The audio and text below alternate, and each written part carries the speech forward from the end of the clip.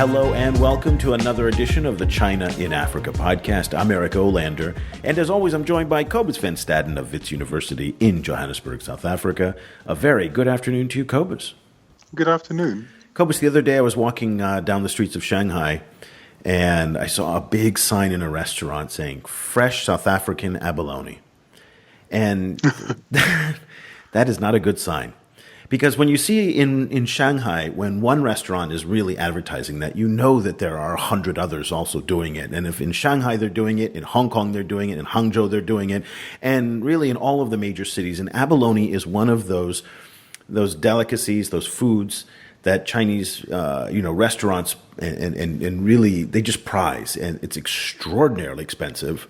I heard that it was running 2,000, 3,000 rand.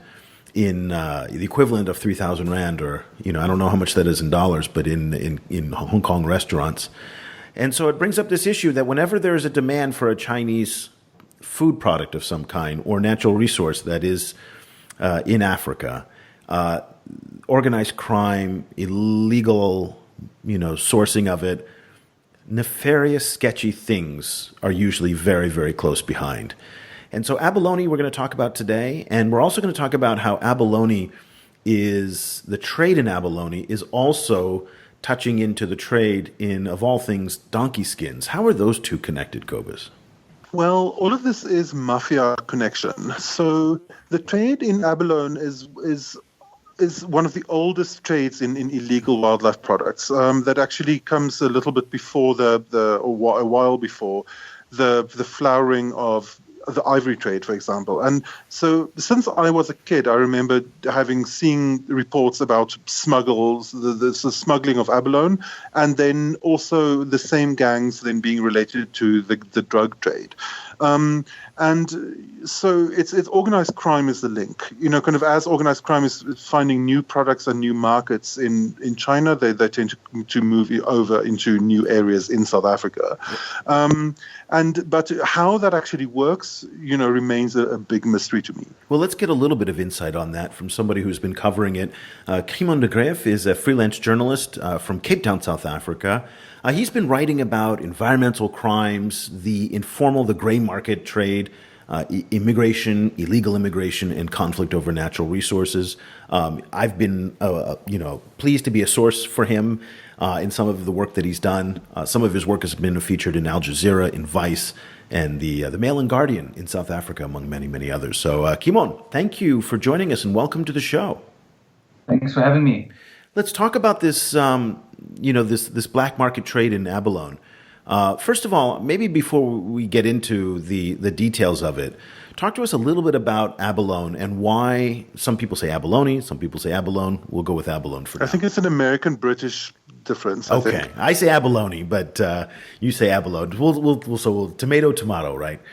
But talk to us first about the legal side of the trade, and then how does that bleed then into the illegal side in the black market? So you mentioned when we started out seeing signs for fresh live abalone in I think it was Shanghai. That's almost certainly legal, and the stuff that gets sold illegally is typically dried. But South Africa's been shipping abalone to Japan. Japan was a major buyer, and China and Hong Kong since at least after World War II.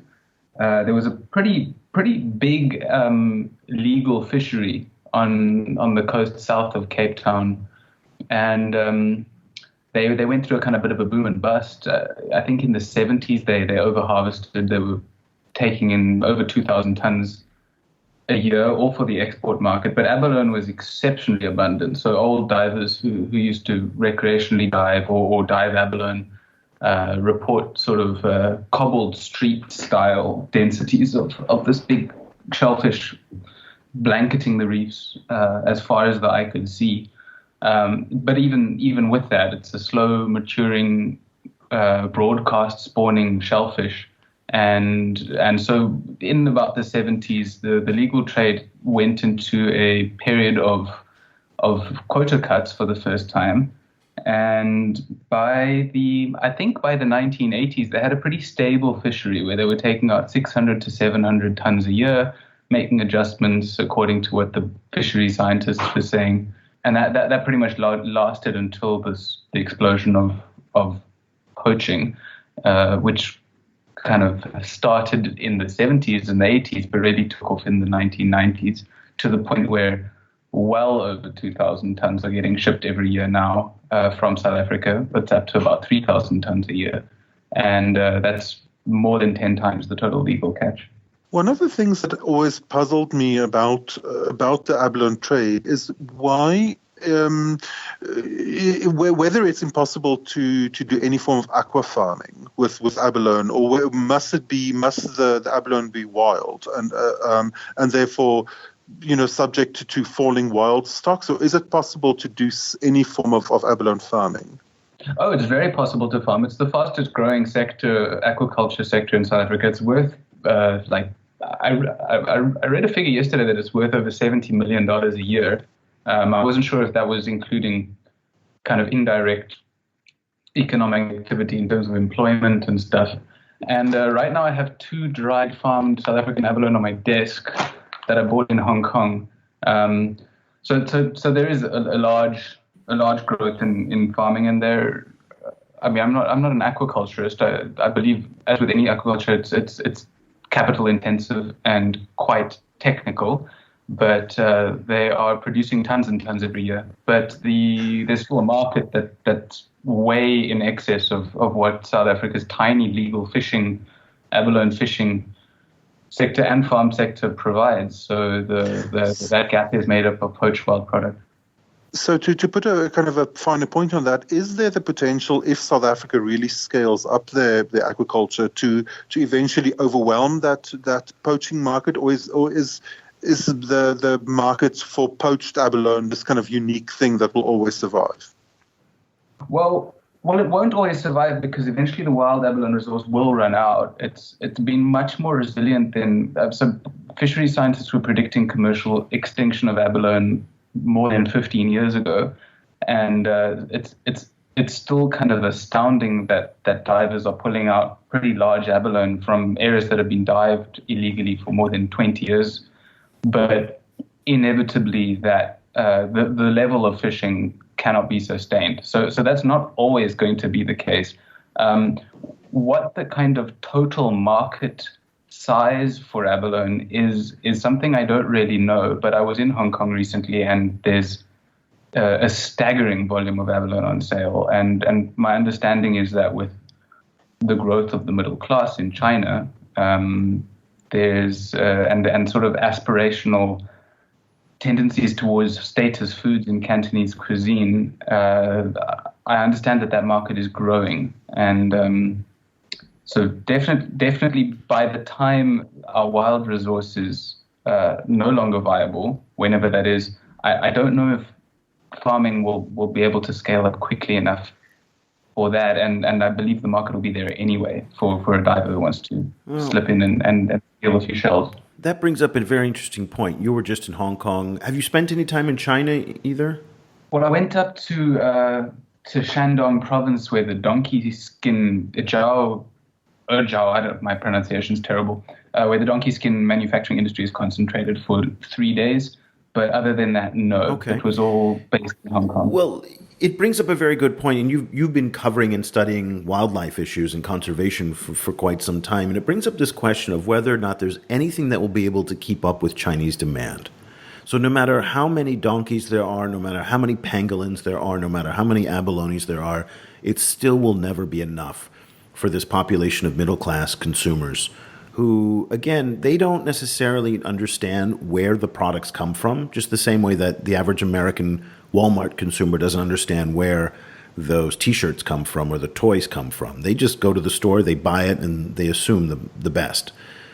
Most people, or they don't even think about it. And so I'm wondering what your reflections are on this in terms of the fate of so much African wildlife, whether it's in the lion bones, pangolins, ivory, rhino horn. There's a list that is just seemingly endless. And it's so scary when you see the scale of Chinese demand.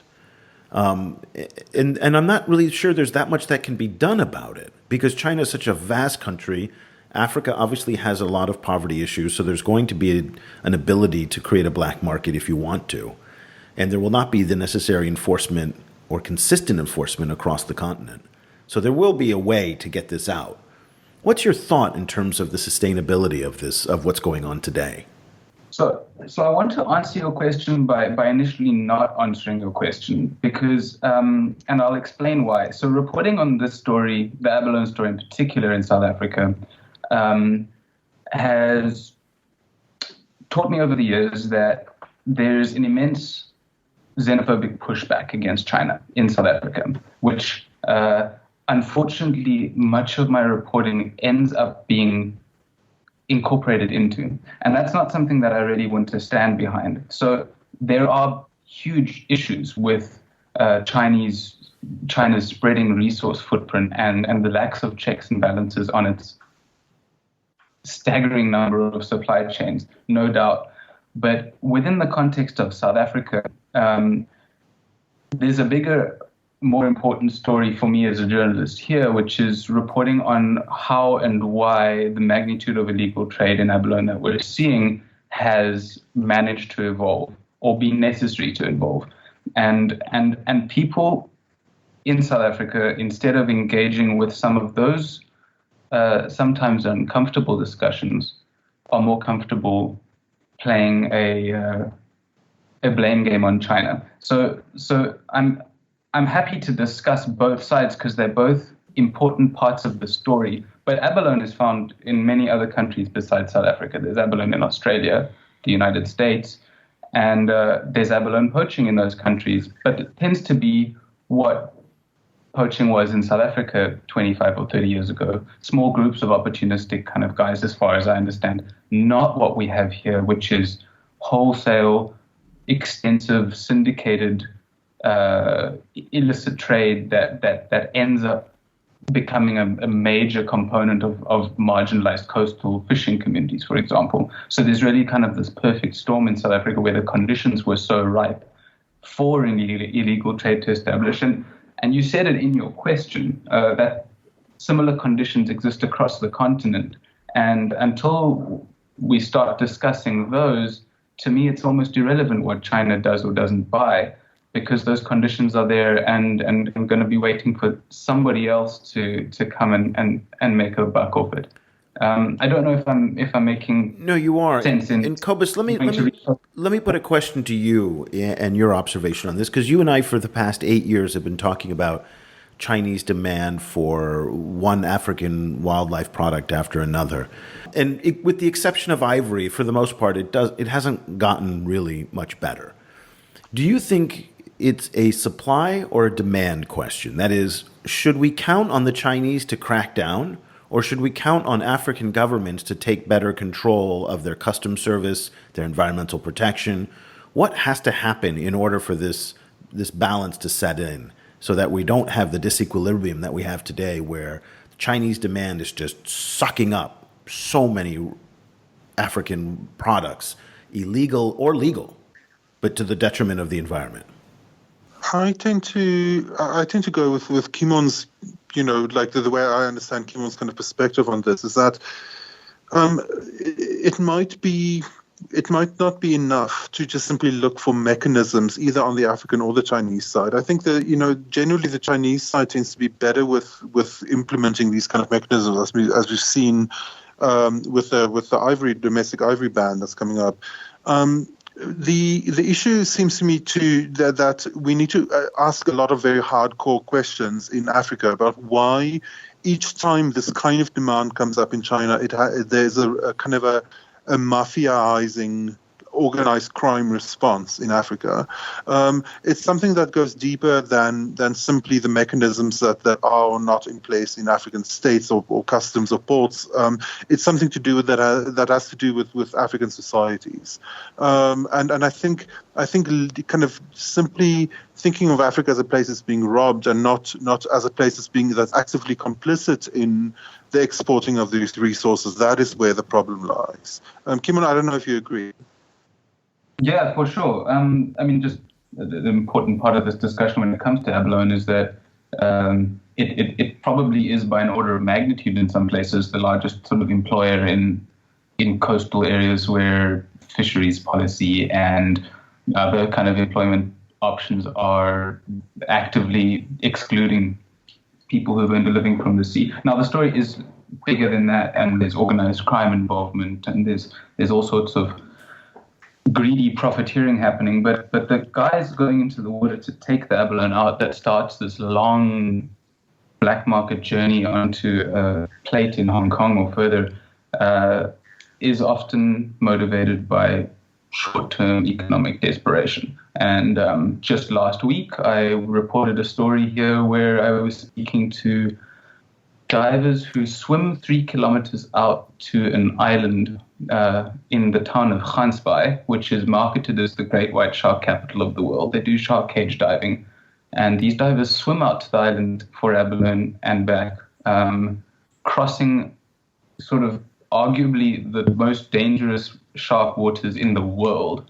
And every couple of years, one of them gets eaten. I met a guy whose cousin had been eaten in front of him sort of 3 weeks before, at least the fifth in a decade. Now, this is an extreme story and probably not representative of all abalone poaching at all, but that's where the money is going, and that's what the money is driving. And a lot of those stories, at least in South Africa, kind of get condensed into a narrative of greedy poachers and greedy Chinese. And there's harder questions to ask in South Africa about. Yeah, but that's the same story in many other wildlife crimes as well. When you look at rhino poaching and elephant poaching, the people actually doing the killing of the animal are getting pennies on the dollar compared to what the middlemen are getting.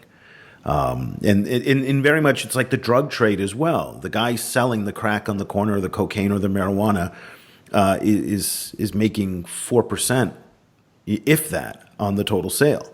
And 96% is going to the traffickers and to the cartels. So it feeds off the poverty. And in the process, there's always this tendency to want to pathologize the demand, to pretend that Chinese people are just crazy for wanting abalone, or just crazy for wanting ivory art objects. Whereas in many other cases, demand is simply not questioned. People in the US, for example, don't question themselves about wanting hardwood floors, no matter where those floors come from. But in certain cases, especially in the case of China, there is this tendency to monsterize all kind of Chinese consumption, which I think is itself kind of betrays a lot of anxiety about the threat of a richer China to this kind of hegemony of white people actually in the world. Well, it's also, it's no different to me than a cell phone, and everybody now has a cell phone. But that coltan that comes from the mines in the DRC, the lithium ion that comes from Peru, and obviously the manufacturing of it in China under very questionable circumstances, really leads a lot of people to be complicit in consuming devices and products that are made under terrible circumstances. This is probably very, very similar. Kimon, how do we, if we want to end our discussion to get people to start thinking about abalone? Abalone does not have cute eyes. They're not furry. They're not going to be on a postage stamp. There's never going to be a telethon for abalone. So this is going to be one of those animals that doesn't get the type of treatment that the rhinos will get, or a baby seal will get in the North Pole, or So what do you want people to think about when you do your journalism and your writing and the stories that you're creating about the abalone trade and these types of wildlife trades that have an illicit, illegal component to it? There is a violence piece of it that you talked about as well. What's the takeaway here? Well, firstly, abalone, they do have quite cute little eyes. They peek up from under the moon. I always associate the shells with ashtrays. They do make good ashtrays. But quite frankly, I have a conservation background, and I got into abalone research for my master's, and sort of turned 180 degrees in terms of I kind of went in to explore this pressing conservation crisis. And to be honest, I got way more interested in the unrelenting social crisis that's sort of a factor of daily life in South Africa. We have the highest income inequality in the world or thereabouts. And so when it comes to saving the abalone resource, I end up disappointing a lot of conservation biologists because it's certainly not my number one concern. Losing a species is bad for biodiversity, and abalone were by far the most prevalent kind of subtidal organism, probably had some ecosystem role. No one really knows because the studies that began to find out when poaching took off, the baseline shifted so quickly because the stocks dropped so fast. So there definitely are a bunch of completely undesirable things, a lot of undesirable social impacts of the trade as well, in terms of consolidating the presence of gangs who sell drugs in fishing communities, big violent turf wars, occasional assassinations, any sort of stuff that's part and parcel of a very valuable black market.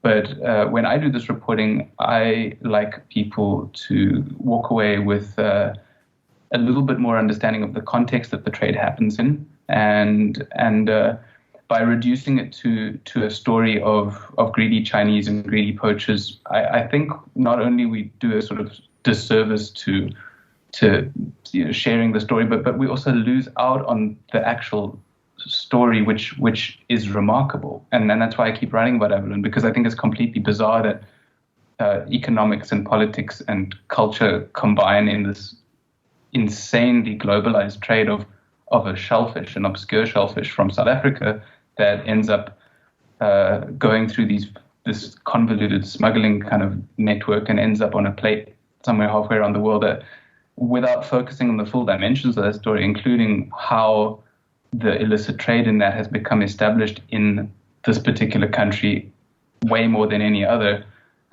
It's just sort of doesn't do great service to the story. So, there's a social justice element to it for me, but there's also just a journalist's kind of desire to paint the full picture.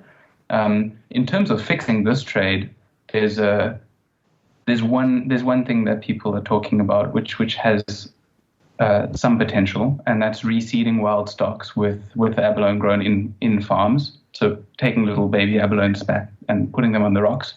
That only works under a kind of private security regime where people take ownership of the rocks and patrol and keep poachers out. And because it's capital intensive and because you need access to the kind of skills to rear abalone in facilities and put them on the rocks, that ends up just being sort of even more exclusive and it's like an exacerbation of the issues in the fisheries that drove people to poach in the first place. So it doesn't seem to me like a long-term fix for the issues, but at least there's some kind of chance for abalone to be grown in the wild and for people to keep making money from it. But my concern is that with aquaculture and this ranching, the people making money off it or said to make money off it are by and large not brown South Africans who actually need the money more than anybody else. Sure, interesting. Well, Kimon de Greef is a freelance journalist based in Cape Town, South Africa, and does some fantastic reporting on environmental crimes, social justice, informal trades, immigration, natural resources. Now he's working on donkey skins and abalone. So, and the trade with China, and it's really fascinating reporting. Kimon, thank you so much for taking the time to share some of your experiences with us. Such a pleasure. If anyone's interested, I'm currently co-writing a book on the abalone trade with a man who poached for 20 years or so. And even after 5 years, the kind of insights that I'm getting from one man who actually operated within that revenue stream and within that trade is remarkable. So that's occupying me for the next 6 months. And fantastic. And if people want to follow in the meantime what you're doing, are you on Twitter or social media? I am. I'm not very good at Twitter, but I have a Twitter account, and it's just my name, @Kimon de Greef, or Greef. And then I have my website. People can drop me a mail on kimondg@gmail.com. And I'm always interested in chatting to folks studying similar trades, people with stories to share. really anyone. And China-Africa analysts as well. This is, going to Hong Kong and seeing the demand side of the story was mind-blowing, but it just it's very different. Totally different stuff. perspective. Let me just spell Kimon's name for everybody if you want to look him up on Twitter. KIMONDEGREEF, not GRIEF. GREEF, right? And you all of that one word on Twitter, and you can find him. And again, reach out if you're interested in the abalone trade or China-Africa environmental issues. Kimon is an excellent resource for all that. So thank you so much for joining us, Kimon. Such a pleasure. Thank you. Cobus, the most interesting part of the discussion is really what Kimon talked about was the understanding of the global supply chain and this idea that when you're sitting here in Shanghai or you're in Hong Kong and you're having dinner and there's a plate of abalone there, how does it get to you? And I think he brought up this point, which most people don't ever think about it or understand it. And there's this incredibly complicated supply chain. Sometimes it's illicit, sometimes it's legal, but it's the same for that T-shirt, that iPhone, as I was talking about, and so many products now that have global supply chains. And so African wildlife products and natural resources that end up here in China on plates and on clothes and on, I'm sitting at an IKEA table here in my kitchen, and I'm wondering, did the wood come from Africa? Very possibly. So understanding these supply chains is so critical. Yes, I agree. And then also to see it in context on both on the demand side and the supply side, I think is so important. And to look at the complex social networks that enable things like the growth of organized crime, for example, around this demand, is incredibly important. Much more research needs to be done about that. Yeah, and generally what you pointed out is that whenever you hear the vilification of one side or the other, or the victimization in the case of the African side and the vilification on the Chinese side, typically those narratives end up being far too simplistic. And I think that's where a lot of it kind of falls down. So you see this on Facebook quite a bit, and on social media, people will take one side or the other, and that usually doesn't tell the whole story. So, well, Cobus, that'll do it for this edition of the China in Africa podcast. Of course, you and I will be back again next week with another episode. Until then, we would love for people to sign up for our newsletter. It goes out every Monday. It's got the 5 or 6 top headline stories that Cobus and I curate over the weekend. We make it easy for you to follow China Africa news without having to go and spend all that time on Twitter and Google and the search engines and everything else that we do every day. We're kind of neurotic that way, and we like it. So let us do the work for you. Head over to our Facebook page at facebook.com/China Africa Project. You can sign up for the newsletter there. Easier way, of course, is just go to our website at ChinaAfricaProject.com. Right there in the top, you can just plug in your email address, and we'll then put you on the list and send you our newsletter every Monday. It comes Monday morning Eastern time here in Asia. It's in the afternoon. So really, it's quite useful. So we're very proud of it and very happy with it. And we'd love for you to join in it. So that'll do it. We'll talk to you again next week. For Cobus Van Staden, I'm Eric Olander. Thank you so much for listening. The discussion continues online. Head over to facebook.com/China Africa Project to share your thoughts on today's show, or follow China Africa News that's updated every 4 hours, 24 hours a day, 7 days a week. The guys are also on Twitter, where you can find Cobus at Stadenesque or Eric at Olander. That's EOLANDER. Subscribe to the China Africa podcast on iTunes or download the mobile apps for iOS, Android, or Windows Phone. Just head over to your favorite store and search for China Africa.